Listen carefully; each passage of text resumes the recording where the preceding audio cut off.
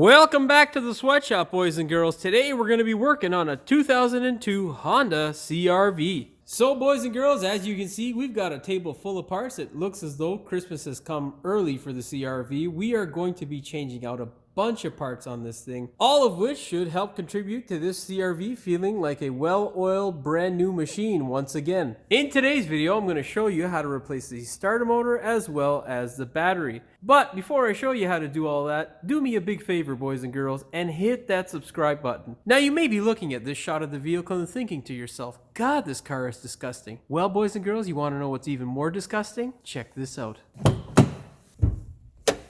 Locate the tab.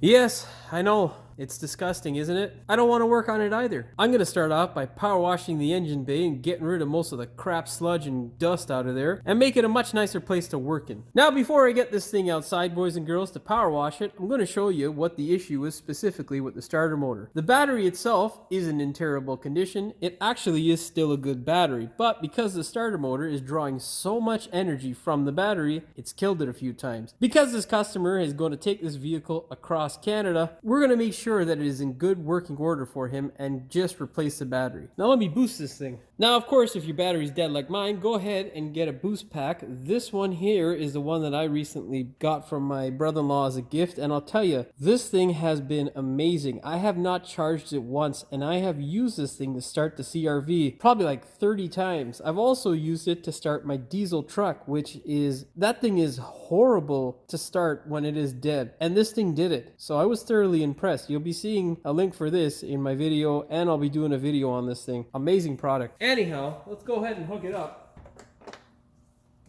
Once it says ready, crank it. Now listen to what the starter sounds like. Now, if you heard that clanging from the starter, that is specifically why we are changing the starter out. It's completely dead, and a few times it's left us stranded where it wouldn't start at all, and we had to bang the back of this thing in order to get it to turn over. Check this out, boys and girls. If you're new to the CRV or Honda world, some of the older Hondas, you can open the hood up even more than what you think you can. There's a slot up here that you can see, and there's another slot down here. Check this out. And now your hood is way more open, which is awesome. It's super awesomer, boys and girls, because now we can spray in the back of the engine much easier without having the hood get in our way. Now it's getting a bit dark here, so I'm going to try my best to show you, but essentially I'm going to wash the top of the engine as well as the bottom, and then on the front cover to make sure we can get off as much oil as possible. Okay, let's go ahead and get started, boys and girls. I'll see you back in a bit. Hopefully I don't run out of daylight.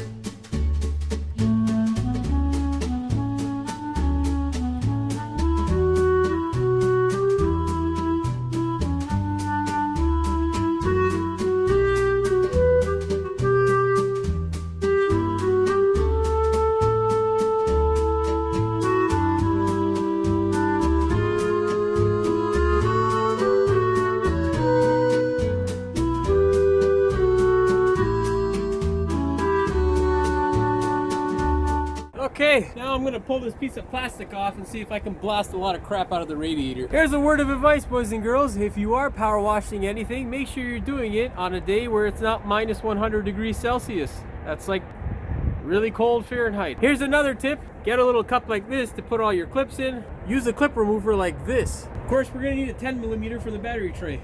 Thanks, Honda. With that piece of plastic removed, go ahead and continue blasting.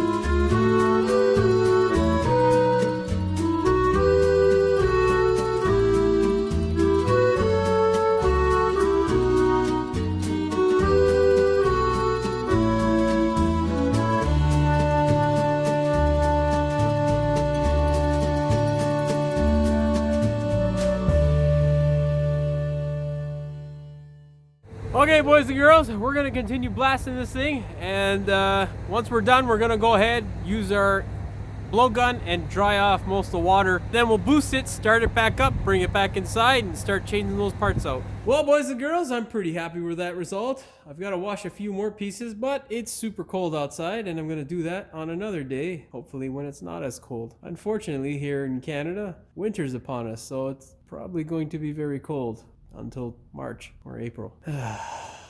Anyhow, you got to do what you got to do. I'm happy with the result that I have now. What we're going to do is start removing stuff so we can get to that starter. For those of you who don't know, the starter lives in this region here, underneath the intake. Yes, I know, boys and girls. Even though Hondas are reliable, their engineering department makes stupid mistakes, and this starter was one of them. Not only is the quality not so great on the earlier models, but they put them in a god-awful place. Not the worst thing to do, but definitely not fun. Our first step is going to be to remove this grill. The reason being is because the person who put this thing back together didn't put it back together properly, which is awesome. For me, it is. Check this out, boys and girls. Yeah, that shouldn't happen like that. Anyhow, we'll fix that later on. Essentially, these two clips here should be holding the grill in place. With that stuff out of the way, what we're going to do is remove the 10mm bolts up top here, and then the little tabs that hold the wiring harness in place. Here's a word of advice, boys and girls. If you're recording this, don't forget to hit record when you take this bracket off. And get these little cups so that you don't mix all these bolts up. So, remove that bracket there, and then remove the 10 mils that sit behind it.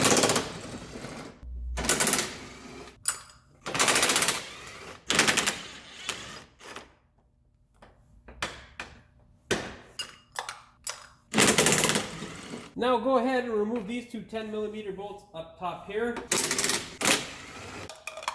On either side on these two brackets here that hold the radiator in place, there are two 10mm bolts the same as the ones up top here. They're just closer down there. So what you'll need to do is get a ratchet wrench or a really small ratchet and 10mm combination to pull those bolts out. That guy right there is the 10mm bolt on either side. So pull them out. Tool of choice to complete this, the smallest known air ratchet to man. Basically, you need anything that'll fit in there.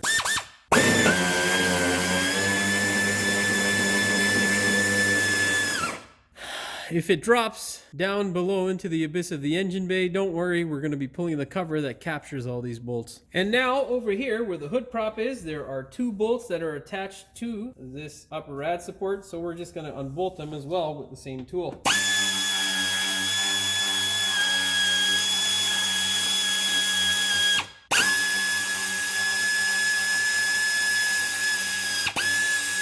You don't have to pull the bolts out of that thing. They'll sit inside those little bushings that hold it to this piece, so you can leave them alone. Now what we want to do is tackle these little tabs here. All you got to do is get a needle nose vice grip or pliers or a flat screwdriver. Now there are multiple pieces like this throughout this upper rad support. Basically they hold the harness in place, and there's also one that holds the cable for the hood release on this side here in place. Same process for all of them. What you need is a pair of needle nose pliers or a flat screwdriver, and just squeeze these little tabs together and push them into the housing.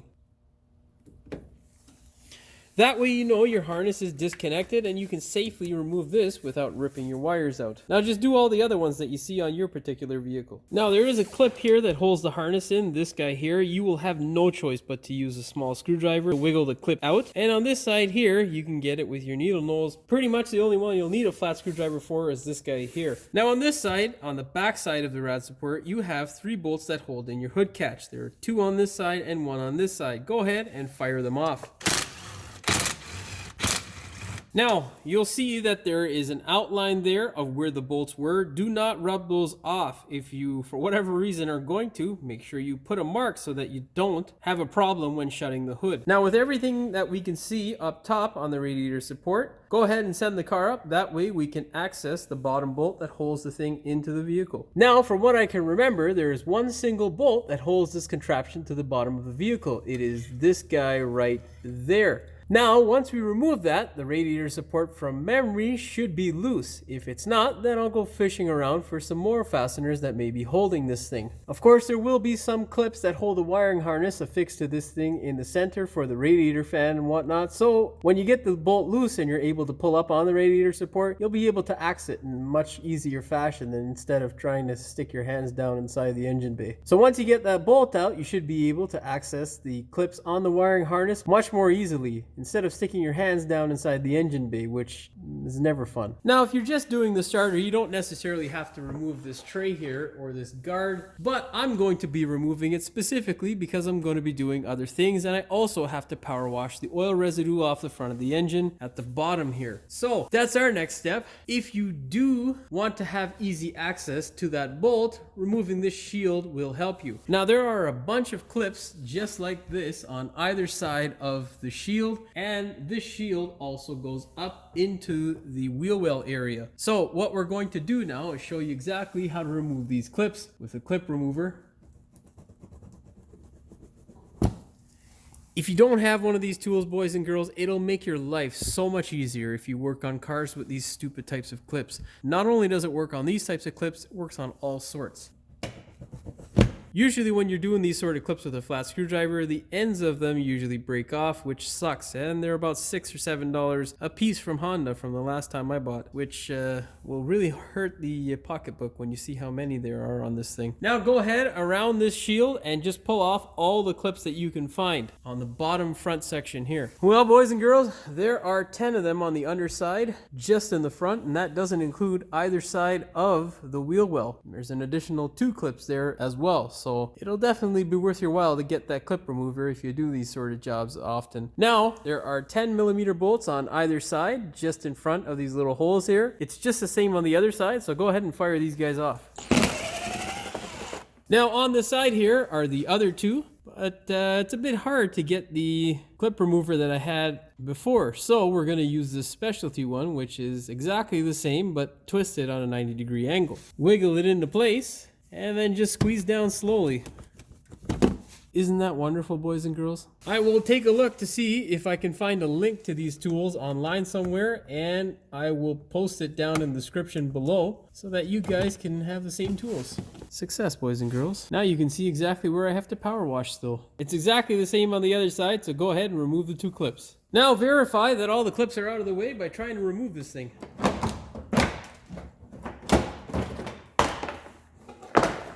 Success, boys and girls. Now, the other benefit to getting that shield out of the way is you can clearly see exactly where the starter location is. It is that guy right there. Thank you, Honda. I really appreciate this marvel of engineering that you've done here. Not the K-Series, just the placement of the starter. Brilliant. Now, because that shield is out of the way, we don't have to go in there with a 10-foot extension to get that 10mm bolt off. Now, all we have to do is get our 1/4-inch drive ratchet and 10mm, and we can go ahead and get that guy out of there. Now, thankfully, boys and girls, this thing came out of there without making us cry. Of course, if you are from the Rust Belt like I am, chances are this thing's gonna break, so make sure you are aware of that when twisting it off. Take your time and make sure the bolt doesn't break. Now, you're not done. Before you put this thing back down, there is a clip on this side here, much the same as the clips up top. Of course, you're going to have to get a needle nose like this in here to remove it so that you don't yank the wire off when you try to pull this thing out. Just squeeze it through and make sure that it's off of the rad support. Then there is another black one up top, just in the middle range. That one, unfortunately, I can't show you on camera, but you're gonna have to do the same process. Now, basically, we are almost done. We have one more tab to get rid of, and it's this bright orange one right here. Of course, with everything disconnected now, it's quite easy to get to with your needle nose pliers. Just squeeze the tab and force it out.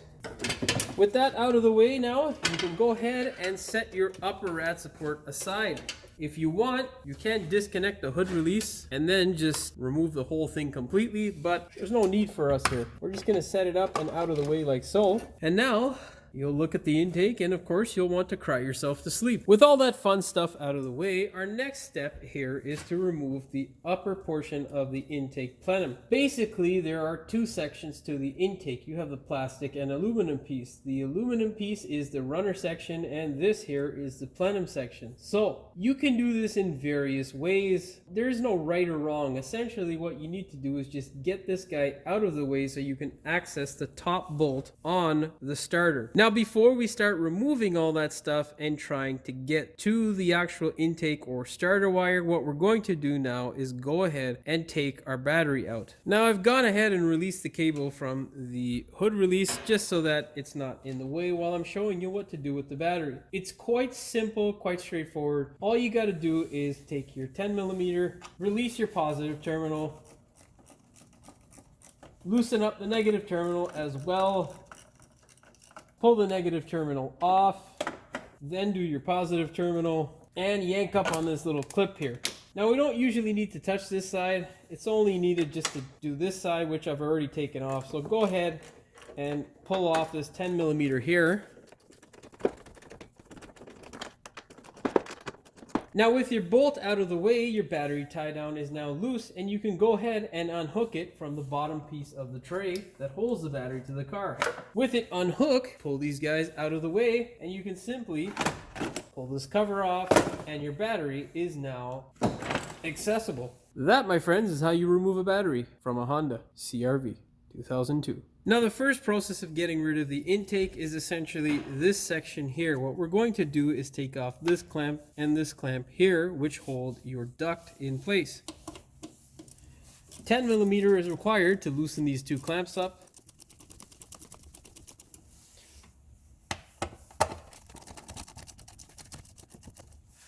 With the two clamps loose, what you can do now is take a flat screwdriver, pocket-sized flat screwdriver, and start removing some of these connectors. Be very gentle.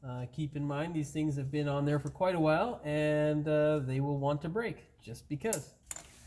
With that guy out of the way, you can continue to remove these little connectors here, like so. Push the harness just a bit out of the way. There is a little collar there that holds it, and then start wiggling the snorkel tube. Start wiggling this piece of ducting out of the way. Now, there is a grayish looking tube here that goes into this section here of the pipe. You don't need to really remove it. You can just move it out of the way like so, and that's enough. That's really all you need to do. All we need is to access the TPMS plug that's on the back here of the intake, and then I'm going to disconnect the throttle and move it to the side. But for filming purposes, so that you guys can see what the hell's going on, I'm going to disconnect it. Just get a clip remover and just work the hose back and forth, and it should come right off. There you go. With that guy out of the way, you can now see clearly that there are 4 12mm bolts that hold the throttle body to the intake plenum. What you can do is remove them in order to separate your throttle body from your plenum. Now get a magnet and pull those bolts out. Don't lose them. Now keep in mind, boys and girls, you are connected still to the vehicle. You do have your TPMS sensor plugged in. There's also a couple of other connectors down there. I think one's for the idle air, I can't remember. You also have 2 coolant hoses that are connected to the throttle body as well. So make sure you just move this aside a bit. You don't need to take it completely out. It'll be more of a headache for you if you do, because then you'll have to bleed your cooling system. So, best advice I can give you, employ the use of a bungee cord to hold this guy out of the way. There we go. That is officially out of the way. Now up top here on the intake, there are 2 studs and 3 bolts. The 2 studs here are on the top, obviously using the nuts to hold in the intake plenum, and then your 3 bolts are down there. So what you're going to need is a 12mm and 1 12mm flex socket in order to get this guy here. Now, if this happens and your stud comes out with your nut, not really a big deal, don't stress. Now get the flex socket and remove that last piece right here. Now the nut is hard to see, or the bolt, sorry, is hard to see. It's just past this little rubber hose here. So let me move this guy out of the way for you. With that disconnected, you should be able to see it easily. Of course, don't mix these bolts up. Put them in the correct container so you don't have a headache later on trying to get the correct bolts. Now, if memory serves me correctly, there should be another bolt here possibly. Oh, obviously it doesn't serve me correctly because that shit is loose. Now, our plenum is loose. One of the only things that are holding it up top here is just this vacuum hose. So get a vice grip or a pliers and gently just twist this guy back and forth like so. Gently, very, very gently. Because if you break the nipple off of this sensor here, you're gonna have a very bad day. Now, I don't know if you heard that on camera, but there was a bunch of suction, which means that our system is good. If you don't have suction on yours after you've started the thing, well, maybe you should look for some vacuum leaks. Now, the last thing that I can see that is holding my particular intake in is this clip down here. Of course, it's one of those dreaded little clips that is a nightmare to get to. So what we're going to do is try our best to get to it without breaking the goddamn clip, and then we should be able to sneak out this complete intake plenum. The best thing to get this stupid clip off is a right angle pocket size pick. Now in the top section here, the last thing that we have to disconnect is this clamp here for the brake booster vacuum tube. Now we should be able to yank this guy out, hopefully. Nope, there is another little vacuum tube in this section here. Let me see if I can get that on camera for you guys. So in this section here, there is another little tube just like this connected to this guy here. Let's see if I can just disconnect that whole sensor. Yep, I can, 10 millimeter. Let's take that shit out. So instead of me removing this hose, what I'm going to do is just disconnect this 10 millimeter here that holds this whole sensor in. That'll make my life quite a bit easier. Disconnect this connector here. Let's turn this guy around just a bit and we'll disconnect this connector on the flip side here. Just a flat screwdriver should do that. Now this guy, you can reconnect. That way nothing gets in there and we don't have any headaches. And then you can place this guy into a little can or back on the intake like I'm going to do. Now we should be able to yank this thing completely out. I hope. God, no, there's another little fucker that's connected. This guy here is connected still. Okay, so now just disconnect this hose from this little tab section here, and then you'll see a gray connector for the second runner on this side here. Just gently disconnect it. Come on, come off. Okay. With that disconnected, we should now be able to hopefully pull this thing out of the way. Okay, that's success. Now, we can clearly see our starter. We also don't have to disconnect this hose because there's enough holes there. And now we can easily get the starter out of there. Now, what I think I'm going to do is before I go ahead and get that starter out of there, I'm going to power wash that section of the engine and get rid of most of that oil and crap. But it's home time now for me, so I'm gonna soak this thing in some brake clean and get back at it tomorrow. See you later, boys and girls. Well, it is the next day, and you can see there that the brake clean had some effect. It's decently clean in here, but we're still going to push this thing outside and try to get off most of that dirt and grime on the engine block, as well as whatever components have been saturated with the crap that's slowly leaked out over the years. I'll see you back after I power wash this thing, boys and girls. Okay, so with most of the oil off of the engine block and pretty much as clean as I'm willing to get it without freezing my hands off, we are now ready to go ahead and remove the starter. There are 2 bolts and 2 connections you're going to have to take off and 1 clip. These are your 2 connectors here. You have your main power wire and your solenoid wire here. Then you have a 17 millimeter bolt that usually comes off without any real issue. And then you have a 14 mil up top here, which I can't say the same for. That guy there, besides the starter being in a stupid place or not the best design, is the biggest design flaw. I don't know if this happens to you guys down south, but up north here in the Rust Belt, most times this guy here doesn't want to come out without stripping just the first couple of threads on the bolt, and it really makes life a pain in the ass. Pray to God that it doesn't break. If it does break, drilling it out is a real pain, but let's hope for the best. So first thing we'll do is start with the connectors. You'll need a 12 mil for up here, and then for down here you just need some hands that work so you can wiggle this guy off. Okay, so get a flat screwdriver, pry the rubber boot back, and then just wiggle off the connector. And then for this guy here, pry up on the connector, just the rubber boot portion of it, wiggle it back, get your 12 millimeter, and just crank that guy loose. With those guys out of the way, you can now go ahead and work the connector out. Essentially what you need to do is get the flat edge of your screwdriver, push from the bottom and the top of the connector. Push that guy out of the way there, and then you can go ahead and get a wrench to crank that guy loose to see whether it will come off nicely or give us a headache. What I like to do is get a really long 14 mil ratchet wrench like this and get the box end of it, not the ratcheting end, and then just see if this thing's gonna move a bit. Oh, that's kind of good. Now, let's get the ratcheting end on it. Pray for the best, boys and girls. Oh boy, that's tight. Oh boy. Okay. Well, it broke free, so let's see if it... Oh, thank you, Lord. Thank God. Okay, so looks like we might be home free with this guy here. Now we can get a normal size ratchet wrench or just a regular ratchet and twist that guy off. You guys have most likely seen this ratchet here in my past videos. Amazing, isn't it? There's a link in the description below, boys and girls. Yeah, so I guess you guys are good luck or something, because this usually doesn't happen to me. I usually have the luck of a, I don't know what kind of person or thing has bad luck. Anyhow, yeah, it's coming out nicely, so that's really awesome, because usually this thing likes to snap off in the block, or at least gall the thread. I can deal with the galling, but when it breaks off, it's just, that's the sort of job that makes you want to just go home. It's an end of the day sort of job. Now just wiggle it out by hand.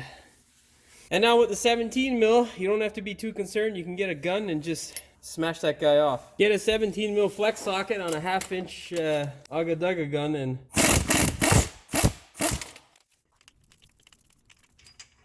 success, boys and girls. Now you should be able to just wiggle this guy out by hand. You know what?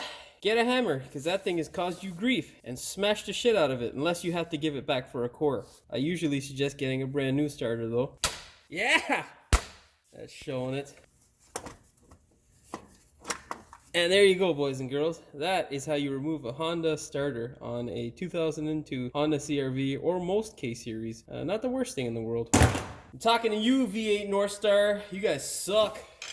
That's GM again. Now I just sprayed down this area of the engine with some brake clean just to dry up some of the oil residue, and most of that sand will probably just, well, it'll stay on there or fall off. One or the other. With the starter out, if you have oil leaks, it is a good time to inspect in this area here. What you're looking for in here is any damage to your flywheel.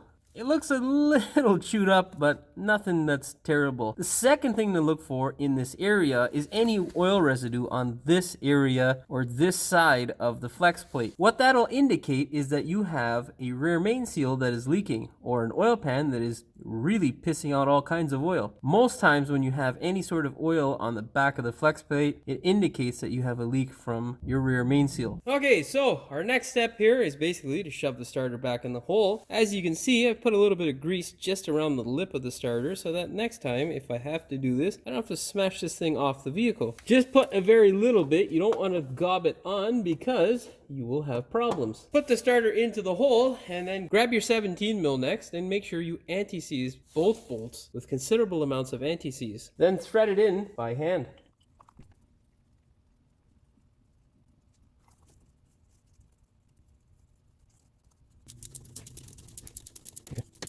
So you can see there's a little bit of crud on the 17 mil, but no biggie. Okay, so torque for the 17 millimeter is 47 foot-pounds, and then the torque for the upper bolt, the 14 millimeter, is 33 foot-pounds.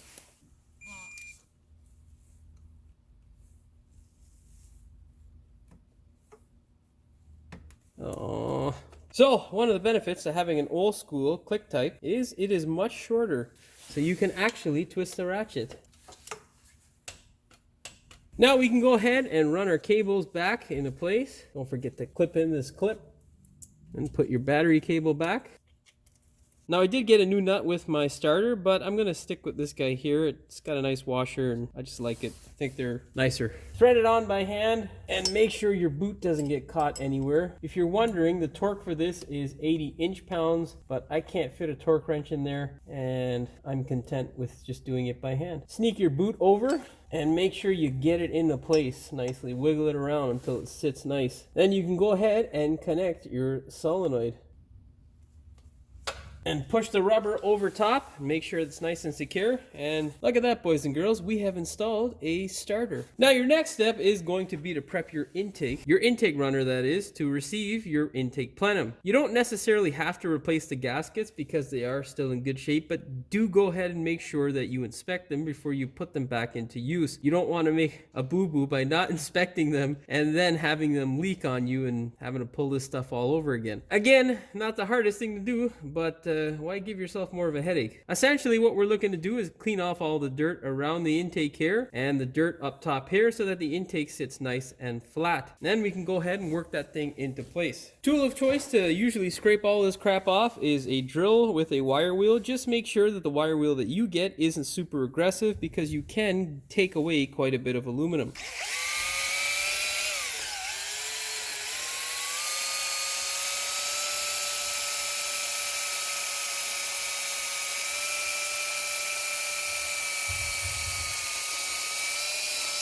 Now, of course, I'm going to speed this clip up, so you're not going to see how slow I'm actually going, but I am going quite slow, and I'm not pushing down at all. We're just letting the brush slightly graze up against the aluminum to pull off some of that oxidized aluminum there.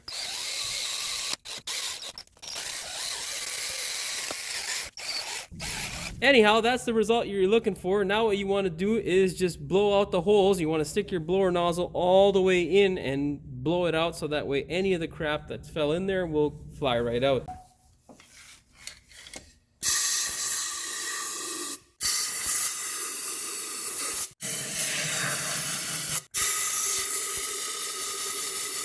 Now what we need to do is clean up the other side of the plenum over here. Of course, we're not going to use any sort of abrasive material. The first and most important step is to go around and look at your gasket to make sure that it is still usable and can still be put back into service. The best way to clean this is with a little bit of brake clean on a rag and a clean rag, of course. Just wipe it down by hand and then you can put this guy back into place. Clean rag, spray some brake clean on it.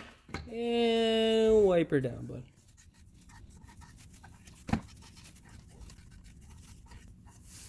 Now, if you're completely unsure and you want to, you can put a little bit of silicone on the gasket itself. It's up to you, not really important. Whatever you do, if you are going to employ the use of some silicone, make sure you put on a very thin layer. Do not gob it on. Don't put all kinds of silicone on it. You'll cause more headaches for yourself than anything else. Now, just before you go ahead and put your intake plenum on, go ahead and clean out your throttle body on the backside because you won't be able to access it very well because, as you'll remember, you can take all this stuff off. So just clean it up by hand, and if there is any corrosion, you can go ahead and use the wire cup technique or a little bit of sandpaper to get it off. And then, of course, wipe up the gasket on the plenum side as well. That guy right there. Inspect the gasket as well. Okay, with all that prep work done and out of the way, we can sneak this guy into place again. What you want to do before you go ahead and cinch this thing down is run all your hoses and whatnot. If you remember, we had this stupid little guy here that was being a pain in the ass. Just remove the 10mm bolt. Make sure these two hoses, the one on the bottom and the previous one that I took out on the top, is off, and just slide it into place. Make sure nothing's hung up. Grab your other stud and slide it into place. Thread it in by hand. Now, with your intake in place, what you want to do is make sure that you work all this stuff back in slowly. So just make sure the hoses don't fall off and nothing is out of place. Work the nut in first on this top sensor, or the bolt, sorry. Double check that your hoses are in place. Then you can start working your connectors back into place. Just remember, there was one guy right underneath here. You can see the pigtail right there. If you power wash your engine, make sure you blow these connectors out. When you do blow these connectors out, make sure that you put your finger over the top so that the little gasket inside there, which you won't see on camera, doesn't fly out. Make sure it's connected and you hear that nice clip. We get a 10 mil for this guy here. Nothing too tight there. Then go ahead and put this clip back into place. Connect the sensor. Then run this hose back. Move the wire out of the way and sneak your 12 millimeter bolt back in. And your nut. Now just get a 12 millimeter universal socket, flex socket, and just run all these bolts up.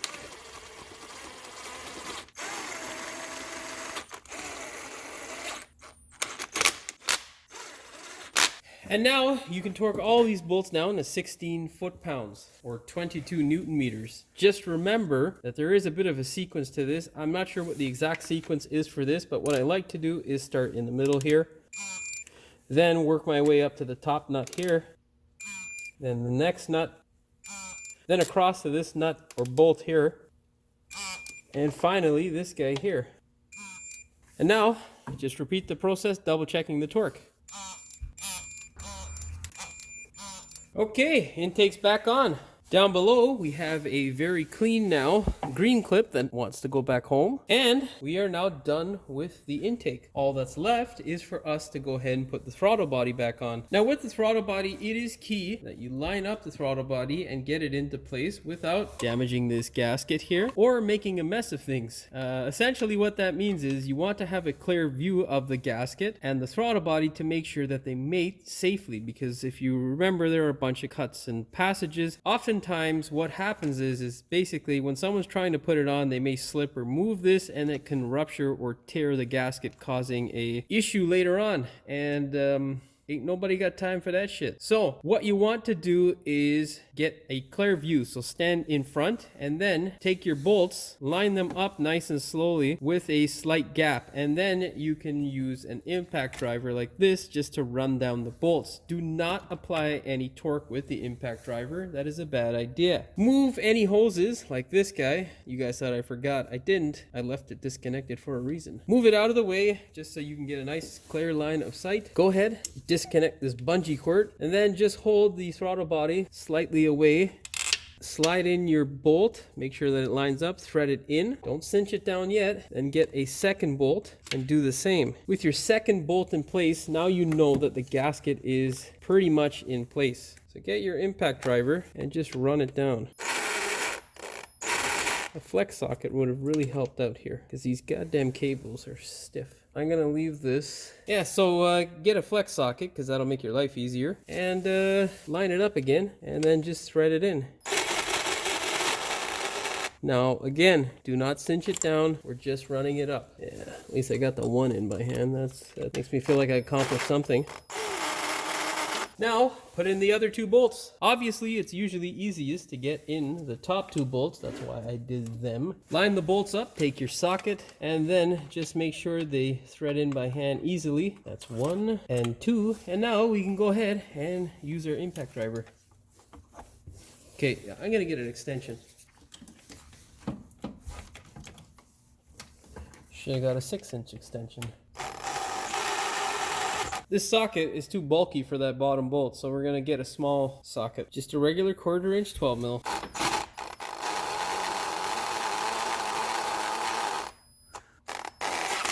Now go ahead, get a torque wrench and torque those bolts down to 16 foot-pounds or 22 Newton meters. When torquing them, I like to do it in an X shape.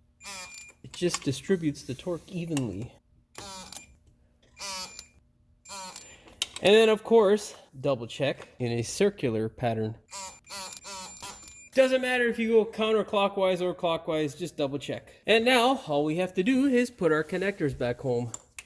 1 and 2. And then we can do this guy here. Remember, boys and girls, vice grip.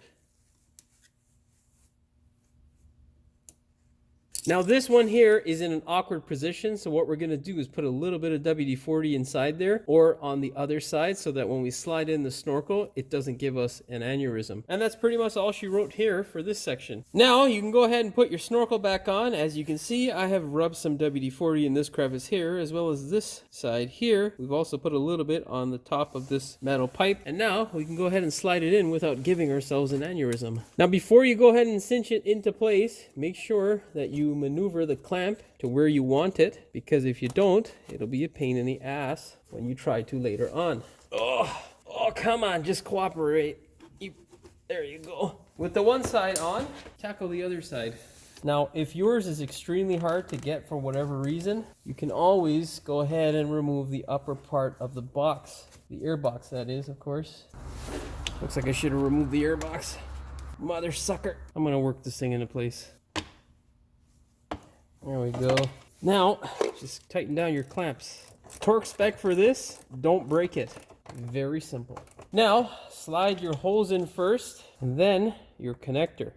And now you can do the last clamp here. Again, same spec, don't break it. There you go, boys and girls. We're pretty much done with the starter install. And now all we have to do is put the battery back in and our top radiator support. Go ahead and grab your upper radiator support bracket, slide it back into place. Now remember, boys and girls, when sliding this thing back into place, be very careful. Do not puncture your radiator. Don't break anything. That's essentially the requirement for success. Now what you can do is start connecting everything again. What I like to do first is the harness while it's loose. That way you can actually fit your hand into place. Just sneak all of these connectors back in. And then get the ones in the center here. And if you can, get the ones down at the bottom. Just get a small pry bar to help guide this guy back into place.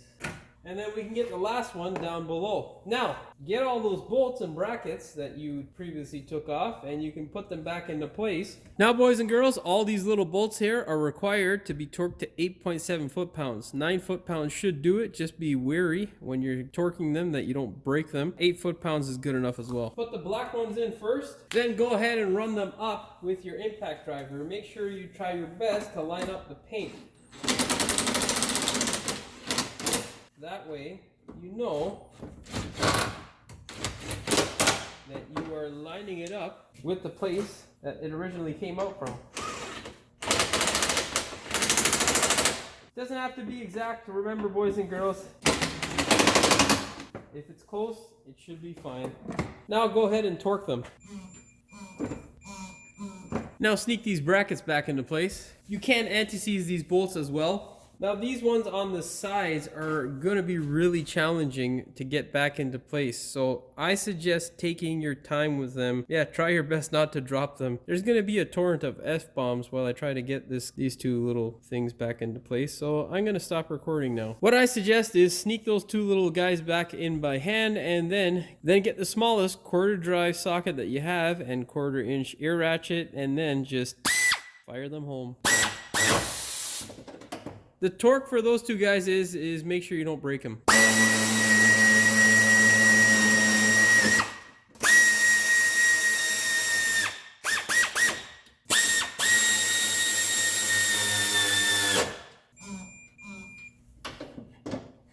Yeah, that was wishful thinking. Now you should be left with two little brackets like this that support your bumper and two bolts that hold them. There is no right or left on these brackets. They're both the same. Sneak them into place and then just thread the bolt home by hand and just run it up and torque it. That's pretty much it for all the bolts on the front here. Now we got to do the hood release, and we're almost back in business. Now with the hood release, you'll remember that I disconnected this, but I didn't show you how to disconnect it. It's quite simple. What you want to do is grab this cable here. There is a slot here on the cable that will slide into a slot here on the release, and then this ball section that needs to slide into this here. Now in order to get the ball section in, what you need to do is slide the ball past like so, and then you'll see a little opening there. Slide the line in like so, and that's it, boys and girls. It is in place. Now you can see how it works. Then clip this retainer back into place. With it in place, you can now get the bolts, these guys here, and torque these guys here to 8.7 foot-pounds. Make sure you run them up by hand, and remember to line it up with the bolt holes that were there before, because this part is specifically adjustable. So you want to make sure that it is in the same place that you took it off, because if it's not, you're gonna have a fun time trying to line it all back up. So just snug up the one side as best you can, and then do the other side nice and slowly. Make sure it is in the correct position, left and right, as well as up and down. And then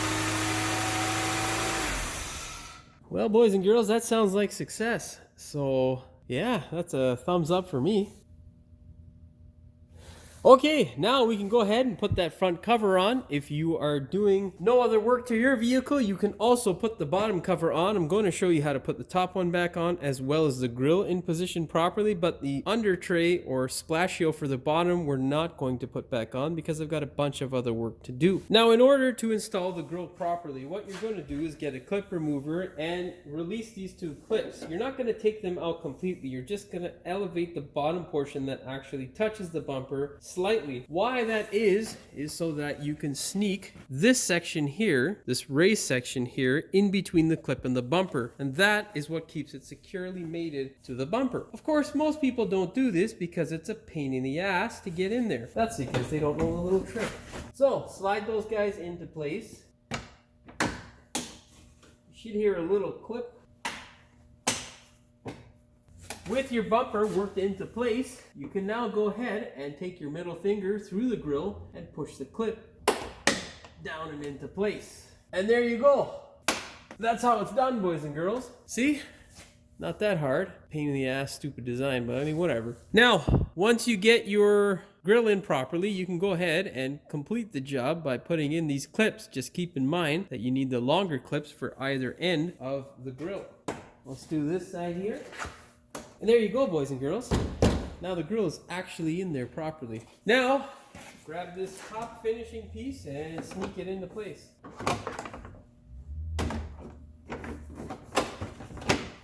Now just insert all your clips back in and you're good to go. Replace whichever ones were broken or missing. And that's all she wrote, boys and girls. So we're missing 1, 2, and 3. All right, let's go get some clips.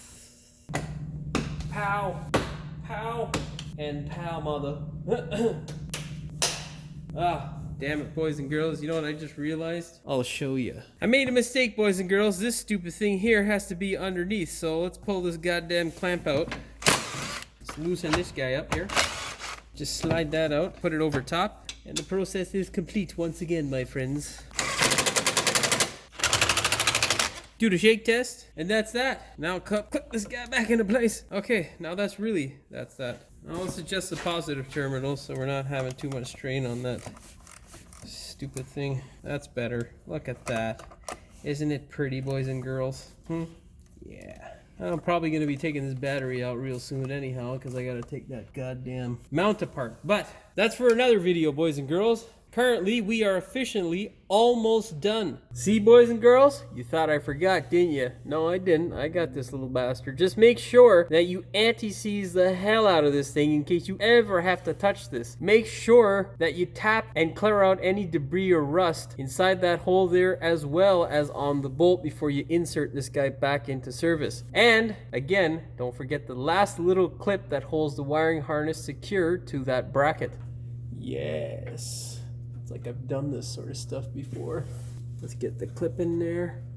Oh yes, so satisfying. And of course, torque it to 8.7 foot-pounds. Now we are completely done with the starter and battery install, and now is the time I would be telling you to put this guy back in and underneath of the vehicle. But I've got a bunch more jobs that I've got to tackle with this thing, so I'm going to be leaving that piece off. As for you guys at home, you can go ahead and put that thing back. There is no torque spec for those two little 10 mils. Just put all the clips back into place and you are good to go, my friends. Now your last step up top here is to go ahead and put this guy back on. Our last step is just to make sure that we put the hood release in properly and make sure it opens up again. So let's go ahead and check that out. Well, we know it locks. It also opens. Okay, boys and girls, we are good to go. That's all she wrote for this video, boys and girls. If you liked the video, please like, share, and subscribe. Don't forget to hit the notification bell. And as always, thank you for watching. We will see you in the next one. With regards to the CRV, boys and we're fucking watching the goddamn CRV video. Of course they know it's about the CRV, stupid Jimmy.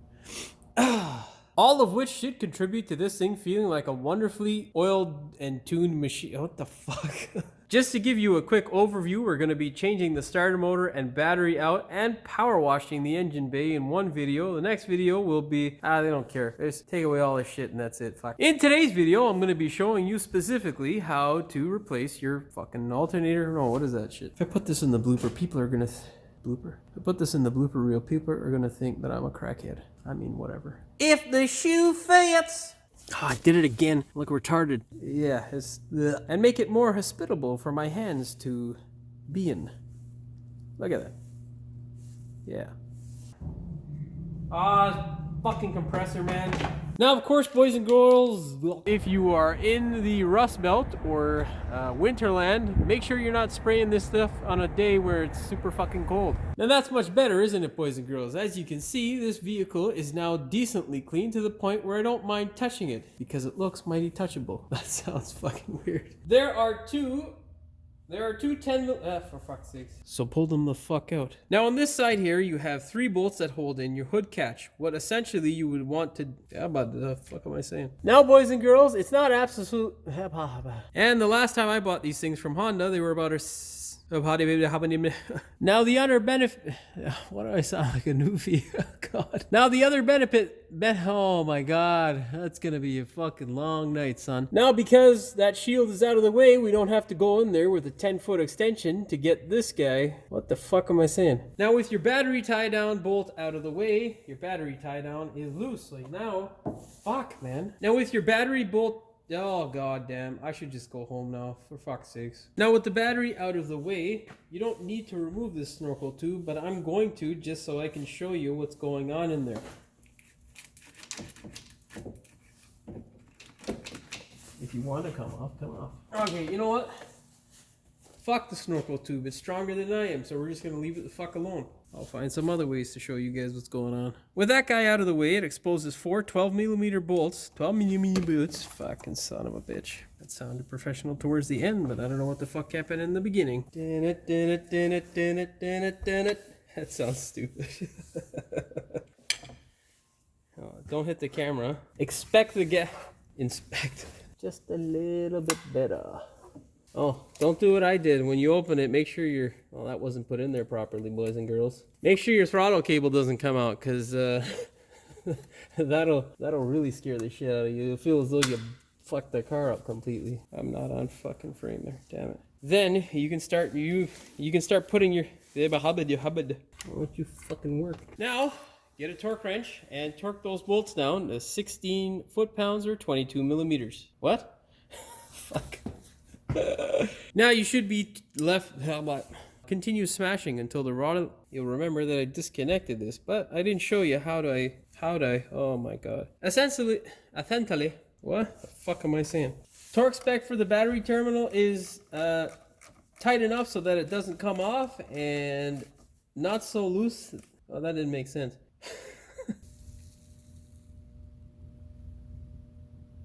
I should keep the thumb in frame. With that final bolt in place, the last step to do at home for you guys would be to put this cover back on and use these 2 10mm bolts to secure it to the engine. Of course, I'm not going to do that right now in this video because I've got to power wash this thing.